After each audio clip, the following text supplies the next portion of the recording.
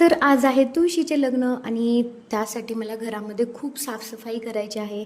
मी 15 दिवस गावी होते, त्यामुळे घरामध्ये खूप कचरा साठलेला आहे.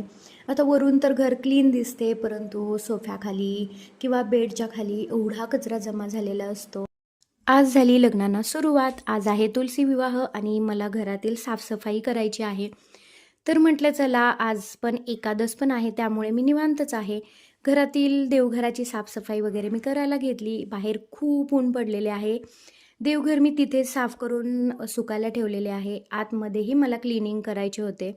तर तो पण कट्टा वगैरे मी साफ करून घेतला. इथे माझं पिल्लू आणि मी फ्रीज कुठे ठेवायचं हे डिस्कशन करत होतो.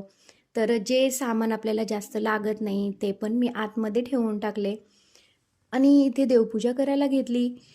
इथे माझ्या सासूबाईंनी टेरेसवरती काही शेवंतीची रोपे लावली होती, तर त्यालाही फुले लागलेली आहेत आणि पहिल्यांदा ही फुले मी देवघरामध्ये वाहिली आहेत.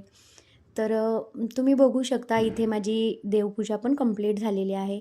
आज आहे तुलसी विवाह आणि त्याची पण तयारी आम्हाला करायची आहे. तर म्हटलं चला आधी काहीतरी पोटोबा करून घेऊयात. बाहेर खूप पाऊस आहे, त्यामुळे आम्ही पटकन तुलसी विवाह करून घेतला. तर इथे तुम्ही नवरोबांची रिॲक्शन बघू शकता. त्याला फटाके उडवायला जायचे होते, त्यामुळे तो खूप अस्वस्थ झालेला होता. कधी मी एकदा रिकामा होतोय असे त्याला झाले होते. अ, तर त्यांचे फटाके पाऊस येत आहे त्यामुळे उडवायचे राहतील हे त्याला टेन्शन आलेले. इकडे पाऊस पडत आहे आणि इकडे त्यांचे फटाके काही उडत नाहीत. असाच होता आजचा व्हिडिओ. बाय.